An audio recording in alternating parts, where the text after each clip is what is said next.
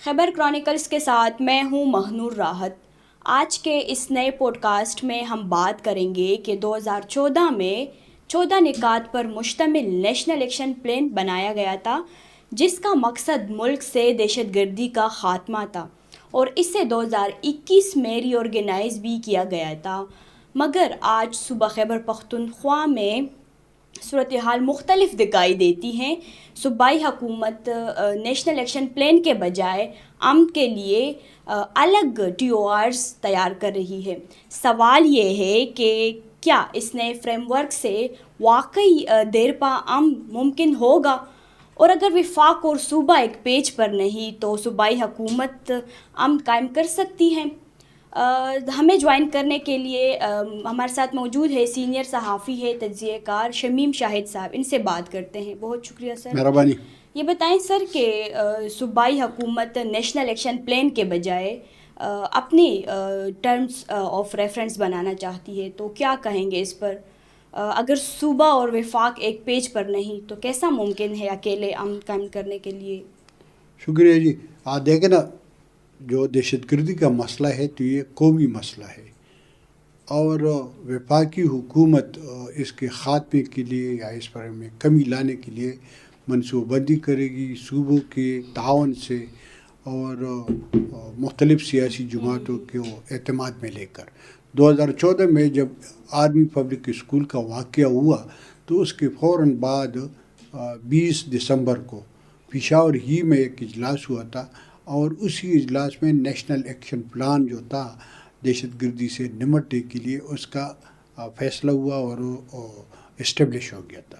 اب اس پر کہاں تک عمل درآمد ہوا، کہاں تک نہیں ہوا، یہ ایک علیحدہ بات ہے۔ پھر 2021 میں اس کو دوبارہ اس کی ریویو کی گئی تھی، اور ابھی تک یہ بالکل انٹیکٹ ہے۔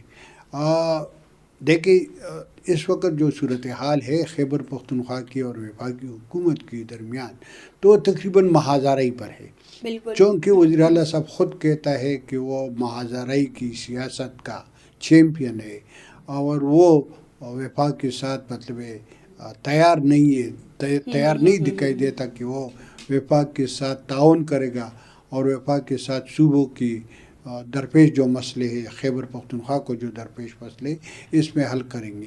اگر آپ دیکھیں تو اس نے تو ایک کابینہ کا بہت بعد میں اعلان کیا، اس نے جیل میں ملاقات کرنے نہ کرنے کو ایک ایگو کا مسئلہ بنایا تھا۔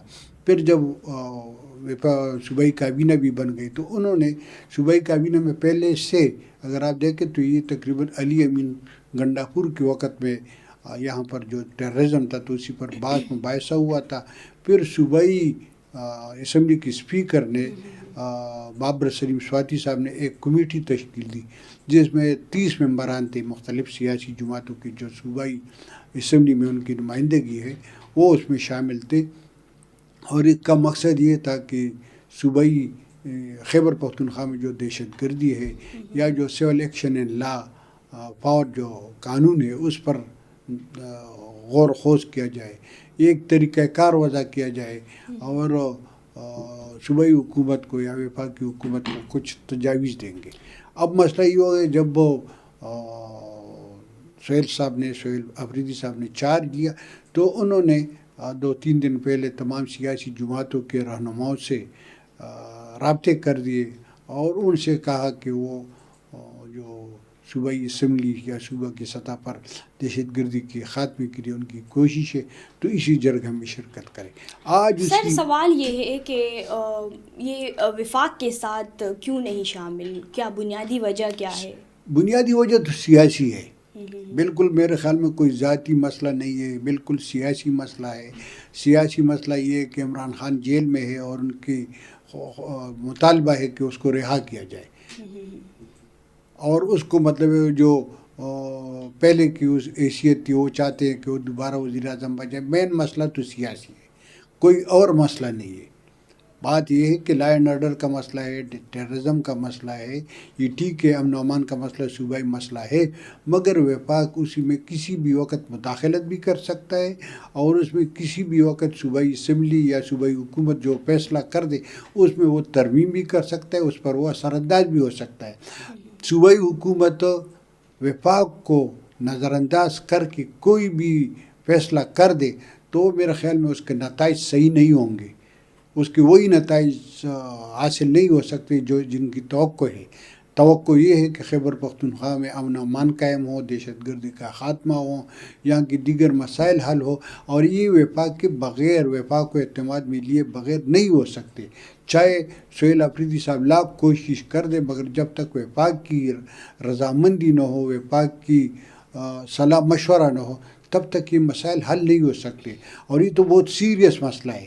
بالکل یہ جو نیشنل ایکشن پلان ہے، اس کو اس وقت مجھے یاد ہے کہ اس میں اس وقت عمران خان صاحب دھرنے پر تھا اسلام آباد میں، انہوں نے دھرنا ختم کر دیا تھا، اس نے اس میں شرکت کی تھی، اور اسی نیشنل ایکشن پلان میں ان کی بھی رائے شامل تھی۔ کیا کہیں گے سر اس پر کہ اگر صوبائی حکومت کی بات کی جائے تو آپریشنز کے خلاف بھی ہے، وہ کولیٹرل ڈیمیج کو کرائم وار کا نام دیتے ہیں، جبکہ قبائلی اضلاع میں اگر دیکھا جائے تو دہشت گردی ٹاپ پر ہے، اس پر کیا کہیں گے؟ میں یہی کہتا ہوں نا، یہ دیکھیں نا، صوبائی حکومت تو دہشت گردی میں جو آپریشن ہے اس کی بھی خلاف ہے، اور مطلب ہے وہ جو سیکورٹی فورسز ہے ان کی جو حکمت عمل یہ ہے یا ان کی جو اقدامات ہیں ان کو بھی شک کی نگاہ سے دیکھتا ہے، ایک بات۔ اب مسئلہ یہ ہے کہ یہ شک کس طرح ختم ہوگا، یہ بد اعتمادی کس طرح ختم ہوگی؟ یہ اسی طرح ختم ہوگی کہ وزیر اعلیٰ صاحب جائے اسلام آباد میں، پرائم منسٹر صاحب سے ملاقات کرتے، وزیر داخلہ سے ملاقات کر دے، یا ان کو یہاں پر بلا دے کہ بھائی آ جائے، ہمارے یہ مسئلے ہیں۔ ان کے ساتھ جب تک ان کے رابطے نہیں ہوں گے تو یہ بد اعتمادی بھی ختم نہیں ہوگی، یہ شک و شکوک کی فضا جو ہے اس میں کمی بھی نہیں آئے گی۔ لہذا ضروری یہ ہے کہ وفاق کے ساتھ خیبر پختونخوا حکومت برابر رابطہ کر دے۔ اگر آپ دیکھیں تو یہ سردار علی امین خان گنڈاپور بہت زیادہ تیز تھا، مگر ان کے رابطے قائم تھے، وہ ہر اجلاس میں جایا کرتا تھا، وہ ہر اجلاس میں اپنا جو ان پٹس تھا وہ شامل کر دیتا، چاہے وہ اس کی تحفظات تھے یا نہیں تھے، مگر وہ اپنا ان پٹ تو ضرور شامل کر دیتا۔ اب مطلب تقریباً 3 ہفتے ہو گئے، سہیل صاحب مطلب وہاں وفاق کے ساتھ ان کی رابطے میں نہیں ہے، اسی وجہ سے یہاں کے مسائل جو ہے نا وہ دن بدن بڑھتے جا رہے ہیں، بد اعتمادی میں اضافہ ہوتا جا رہا ہے۔ بد اعتمادی میں یہ مطلب یہ جو جرگہ وہ بلا رہا ہے، اگر اس میں وہ وفاقی حکومت کو بھی شامل کر دے، وفاقی وزیر داخلہ کو بھی شامل کر دے، وزیر دفاع کو بھی شامل کر دے، تو میرے خیال میں اس کے نتائج اچھے ہوں گے۔ کیا کہیں گے سہیل آفریدی نے کیبنٹ تشکیل کر پائی کہ نہیں؟ نہیں، تشکیل تو کر دیا ہے، مگر وہی مطلب جو 10 کے 10 وزراء ہیں وہ پرانے ہیں، صرف ایک اسپیشل اسسٹنٹ جو ہے 13 میں سے ایک اسپیشل اسسٹنٹ فار انفارمیشن وہ نیا ہے، باقی تقریباً 13 افراد اس وقت کابینہ میں شامل ہیں، اور 13 کے 13 جو ہے وہی پرانے لوگ ہیں، اس میں کوئی نیا بندہ نہیں ہے۔ تو اس کو آپ مطلب کس طرح مطلب دیکھیں گے؟ اگر سابقہ حکومت علی امین گنڈاپور کی حکومت ناقص کارکردگی کی بنا پر سیاسی ہو یا انتظامی ہو، مگر اس کو جب ہٹایا گیا ہے تو چاہیے تھا کہ یہ کچھ کر کے دکھاتا، کچھ نئے لوگوں کو شامل کرتا، کچھ اچھے ٹیکنوکریٹس کو شامل کرتا، مگر اس نے تو وہی لوگوں کو شامل کر دیا جو سردار علی امین صاحب کے ساتھ بھی تھے، محمود خان صاحب کے ساتھ بھی تھے، اور پرویز خٹک صاحب کے ساتھ بھی۔ اگر افغانستان اور پاکستان کشیدگی پر بات کی جائے تو کیا کہیں گے؟ مذاکرات 6 نومبر کو ہوں گی، تیسرا دور ہوگا مذاکرات کا، تو کیا کہیں گے؟ 6 نومبر کو یہ وہاں پر پہنچیں گے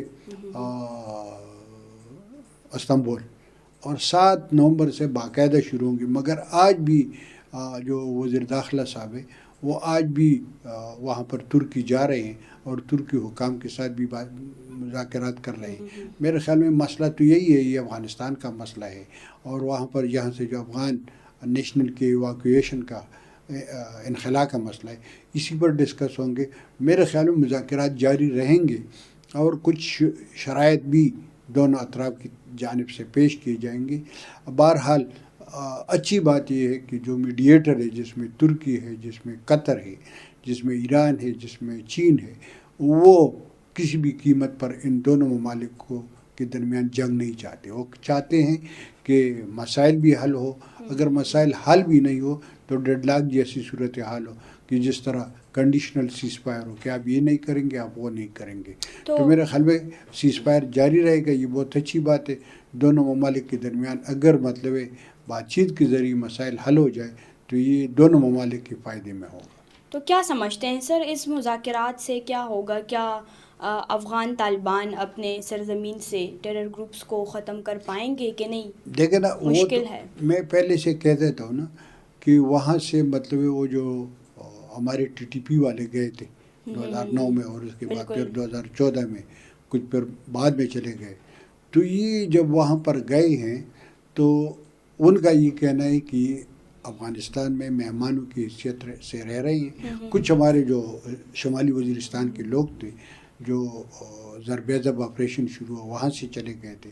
اسی وقت تو ایک اور گروپ بھی تھا شدت پسندوں کا، حافظ گل بہادر.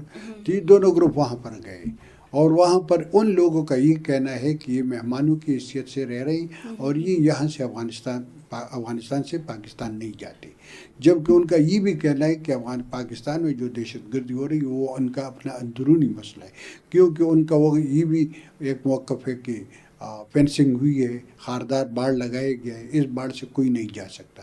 تمام سرحدی گزرگاہیں بند ہیں اور اس میں اندر نہیں جا سکتا. البتہ یہ ہے کہ شدت پسندوں کے پاکستان کے اندر موجود ساتھی جو ہے وہ یہ کارروائیاں کرتے، تو وہ یہ کہتے کہ یہ پاکستان کا اندرونی معاملہ ہے. جبکہ پاکستان کا یہ کہنا ہے کہ ان لوگوں کے رابطے ہیں وہاں پر. تو یہ دونوں مطلب یہ ہے کہ اگر یہ جو میڈیٹر ہے ان کے ذریعے جو مذاکرات ہو رہے ہیں تو میرے خیال میں یہ مسئلہ حل ہو جائے گا. ہو سکتا ہے ان کے رابطے ختم ہو جائے گا، ہو سکتا ہے وہ ان کو کہہ دیں گے، یا ان کے لیے یہ بھی اطلاع ہے کہ افغان طالبان حکومت نے یہ کہا ہے کہ ہم ان لوگوں کو افغانستان کی کسی ایک علاقے میں پاک افغان سرحد سے دور، جس طرح مطلب ہے جس کو ہم شمالی افغانستان کہتے ہیں یا مغربی افغانستان ہم اس کو کہتے ہیں، وہ کہتے ہیں کہ ہم ان کو وہاں پر آباد کریں گے. ان کے لیے وہاں پر ٹینٹس یا مطلب جس طرح ہماری پاکستان میں خیمہ بستی تھی افغان مہاجرین کے لیے، اسی طرح کا ایک پروپوزل بھی موجود ہے. وہ کہتے ہیں کہ یہ چونکہ ہمارے مہمان ہیں، یہ یہاں پر آئی ہوئی ہیں، ان کو ہم مطلب کسی ایک کیمپ میں رکھیں گے، مگر اس کے لیے انہوں نے پہلے سے مطالبہ کر رکھا ہے کہ اس میں ہمیں فائنانشیل سپورٹ چاہیے. انہوں نے یہ ایک اطلاع یہ بھی ہے کہ اگر ایسا ہو جائے کہ ان کو وہ مطلب مغربی یا سر ان کو کیوں مہمان سمجھتے ہیں جبکہ یہ صاف واضح ہیں کہ وہ دہشت گردی کرتے ہیں پاکستان میں؟ دیکھیں نا، یہ اب کا نہیں ہے، ان کے خلاف کارروائی کرنی یہ اگر ہم تحریک خلافت تک جائے نا تو یہ اس وقت سے یہ شروع ہے. چونکہ کسی وقت میں یہ خطہ بھی افغانستان میں شامل تھا 19ویں صدی کے اواخر تک تو ان کا ایک افغانستان کی جو آئین ہے یا جو قوانین ہے اس میں یہاں کی پشتونوں کے لیے ایک حصہ ہے. ابھی تک مطلب لوگ وہاں پر تعلیم جب حاصل کر رہے تھے تو وہ مفت کر رہے تھے. یہاں کے لوگ جو تھے وہ اگر حج پر جاتے تھے تو افغانستان کے کوٹے سے ان کو سرکاری طور پر بھجوایا جاتا تھا. کچھ ان کی مطلب جو جس طرح ہمارے قبائلی علاقوں میں یہ جو 7 قبائلی علاقے تھے تو اسی میں جس طرح ملکان کے لیے ہمارا ماجب کا ایک سسٹم تھا، اسی طرح وہاں پر بھی ان پشتونوں کے لیے کچھ تھا. تو اسی بنیاد پر یہ ایک تاریخی بنیاد ہے، اسی پر وہ یہ رکھتے. ماضی میں اگر آپ دیکھیں 70 میں 70 کے دہائی میں جب یہاں پر بلوچستان اور پختونخوا میں بھٹو صاحب اور عوام اس وقت کے کالعدم نیشنل عوامی پارٹی کے درمیان مسئلہ تھا تو یہاں سے لوگ چلے گئے تھے. وہ بھی وہاں پر کافی عرصے تک رہے تھے. پھر جب مارشاء اللہ کا نفاذ ہوا تو ان کو عام معافی مل گئی، وہ آ گئے تھے. اسی طرح اگر آپ دیکھیں تو الذوالفقار کے لوگ بھی گئے تھے تو جب وہ وہاں پر ان کو رکھا گیا تھا. تو یہ مطلب ہے اس کا. شمیم صاحب بہت شکریہ وقت دینے کا. ویورز اگلے پوڈ کاسٹ کے لیے ہمارے ساتھ رہیں. آج کے لیے ہمیں دے اجازت. اللہ حافظ.